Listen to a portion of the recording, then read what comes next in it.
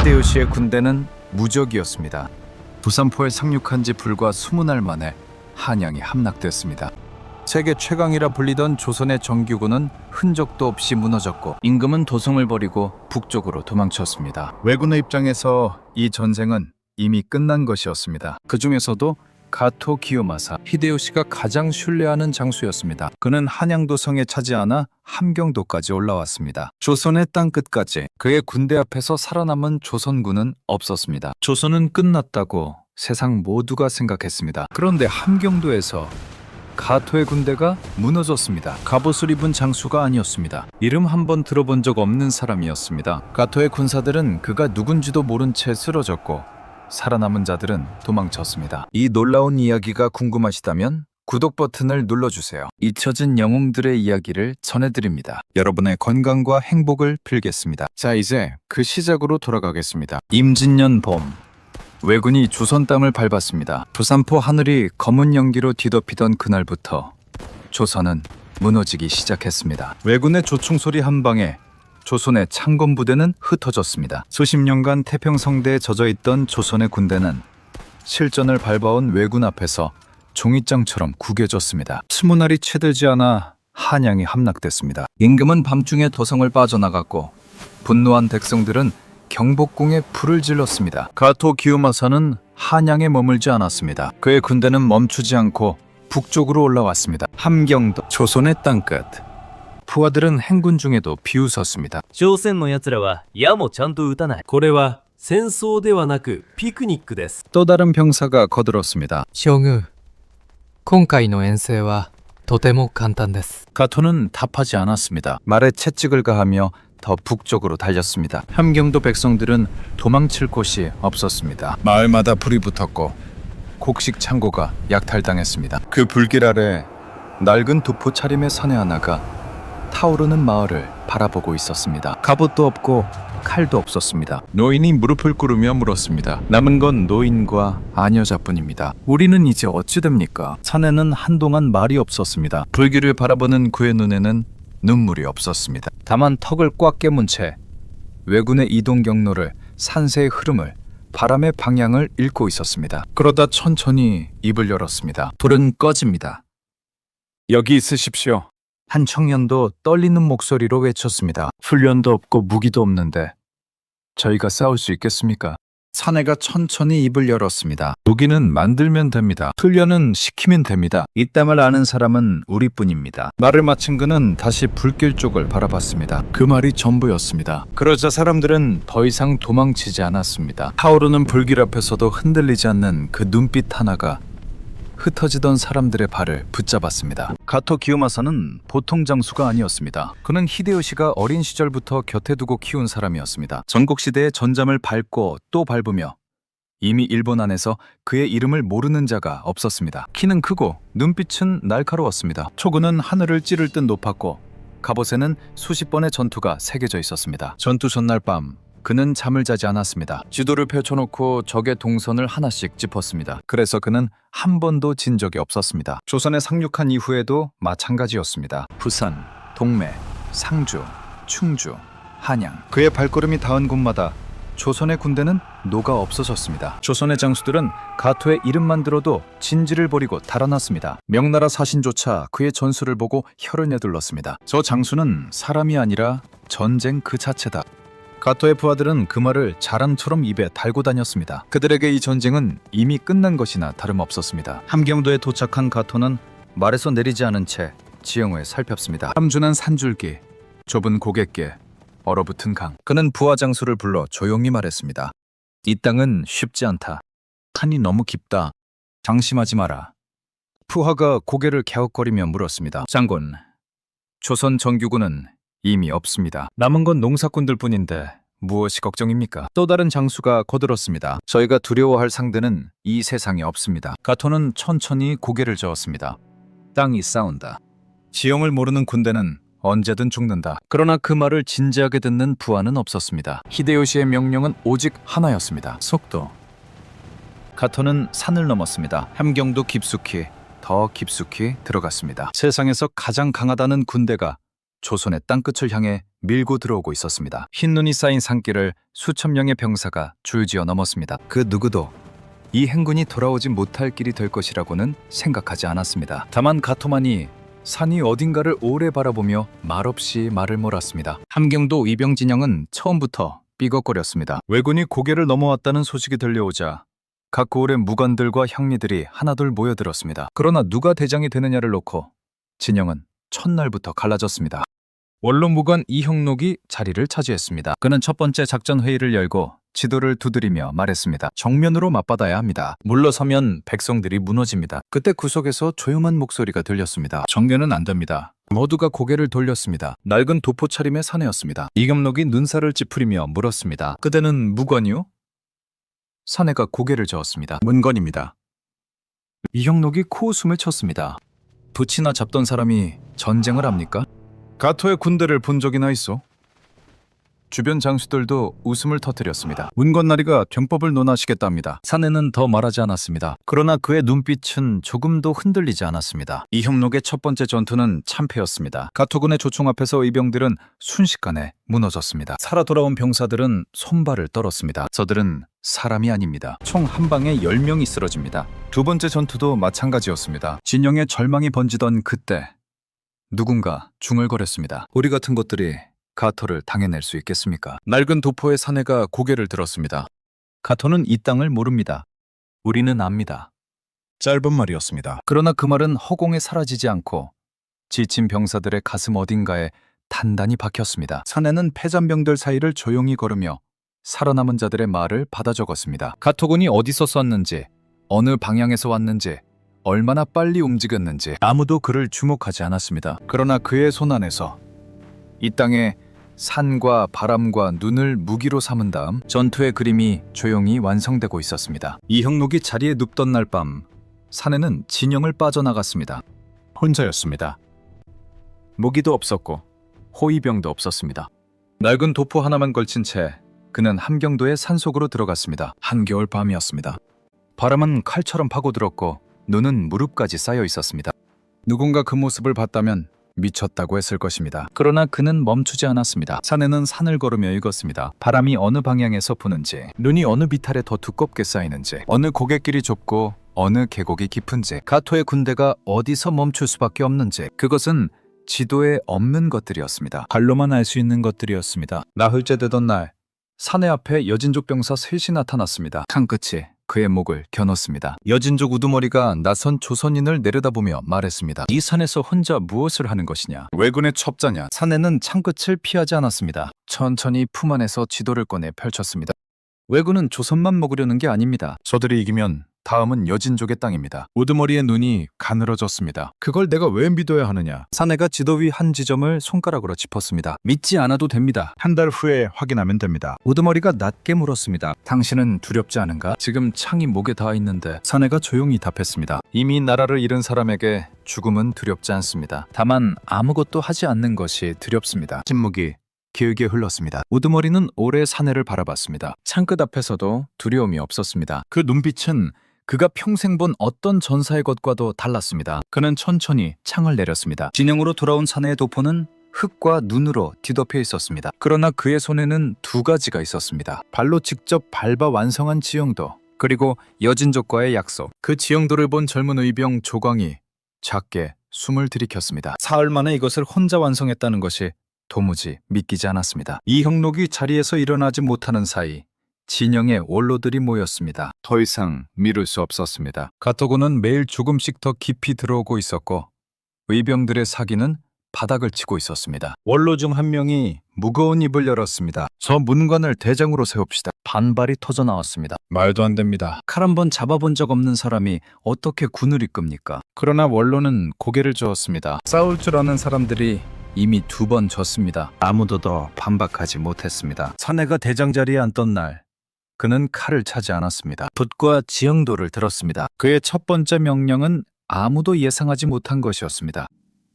싸우지 마십시오. 장수들이 서로 얼굴을 마주봤습니다. 싸우지 말고 길을 끊으십시오. 가토군의 심령이 오는 길목을 막으십시오. 보급로 차단이었습니다. 사내는 미리 밟아둔 지형도를 펼쳤습니다. 가토군의 물자는 두 갈래 산길을 통해 들어오고 있었습니다. 그 길목은 좁았고 양쪽에는 절벽이 있었습니다. 소수의 인원으로도 막을 수 있는 곳이었습니다. 병사들이 움직였습니다. 소리 없이 밤새.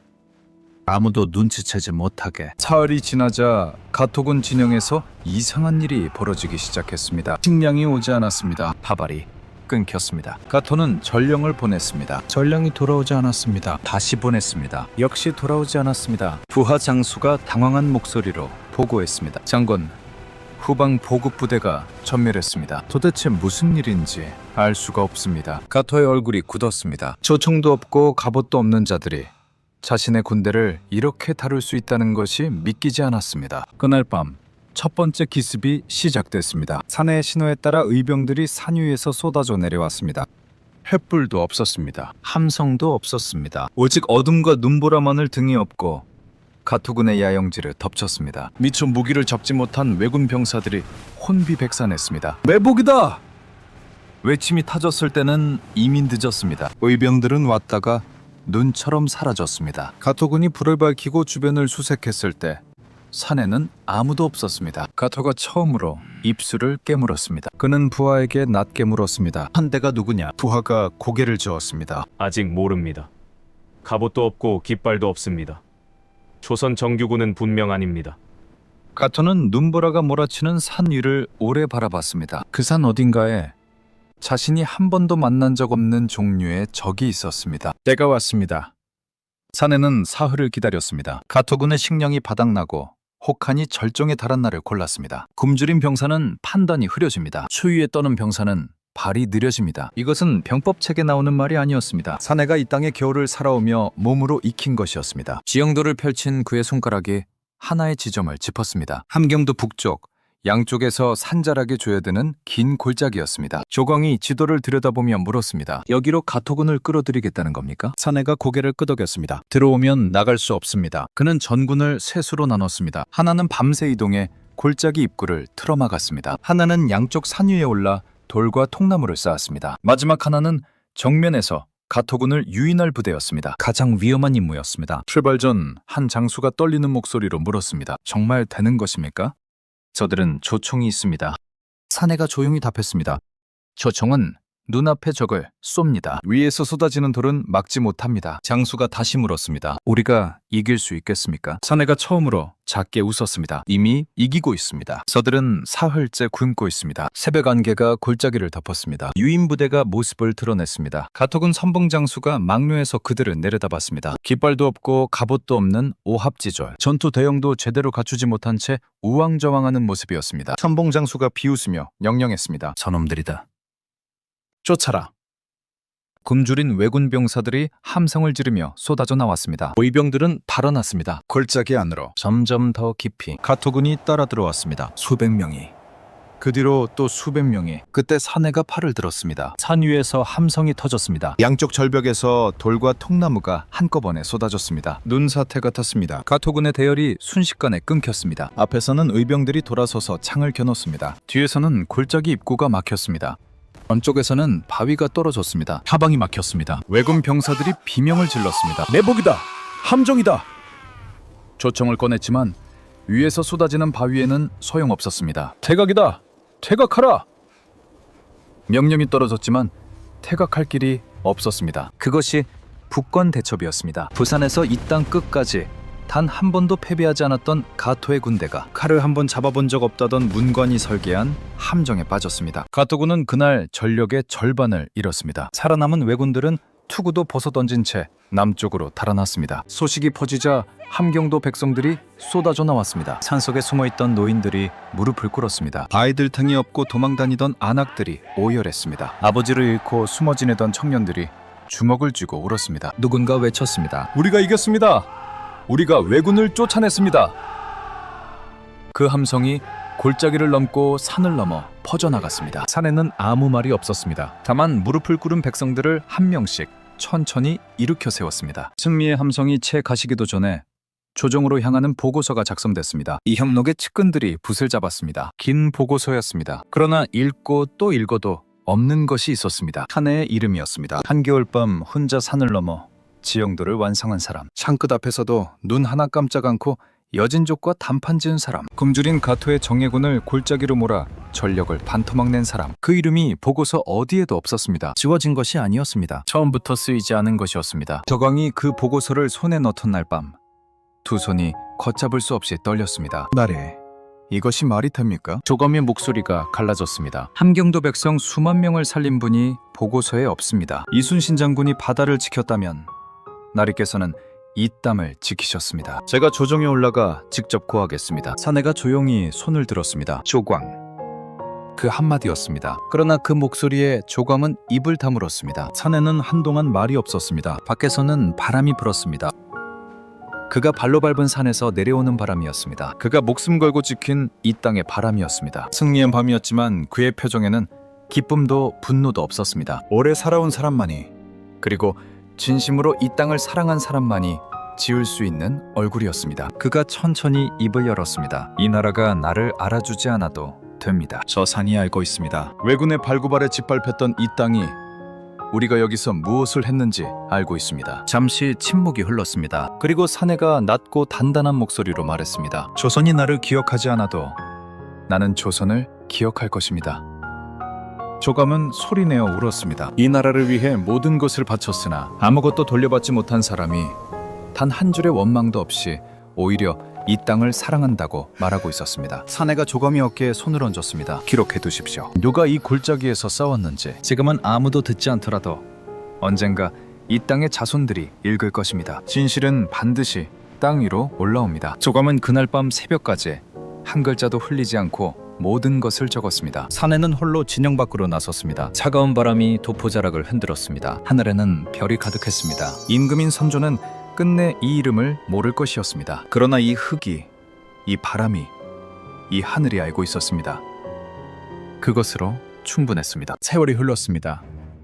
정문부는 끝내 선조의 부름을 받지 못했습니다. 조정은 그의 이름을 끝내 부르지 않았습니다. 그러나 함경도 백성들은 잊지 않았습니다. 그가 세상을 떠난 후 백성들이 힘을 모아 비석을 세웠습니다. 북관 대첩비, 그 이름 석자를 돌에 새겼습니다. 나라가 기억하지 않으면 백성이 기억하겠다는 뜻이었습니다. 비석은 함경도 땅 위에 우뚝 섰습니다. 바람이 불어도 눈이 쌓여도 흔들리지 않았습니다. 그러나 일제가 이 땅을 삼켰습니다. 일본은 비석을 가져갔습니다. 몰래, 밤중에. 조선의 영웅이 새겨진 돌을 이 땅에 두어서는 안 된다고 생각했습니다. 북권 대첩비는 사라졌습니다. 어디로 갔는지 아무도 몰랐습니다. 수십 년이 흘렀습니다. 반복이 왔습니다. 전쟁이 왔습니다. 나라가 갈렸습니다. 그래도 비석은 돌아오지 않았습니다. 정문부라는 이름과 함께 비석도 역사의 어둠 속으로 사라진 것처럼 보였습니다. 그런데 어느 날 한 한국인 교수가 야스쿠니 신사를 찾았습니다. 관광객도 없는 구석진 창고 옆이었습니다. 먼지가 쌓인 돌덩이가 있었습니다. 무심코 지나치려던 그가 멈췄습니다. 돌 위에 새겨진 글자들이 보였습니다. 그의 손이 먼지를 닦아냈습니다. 한 글자, 두 글자, 세 글자.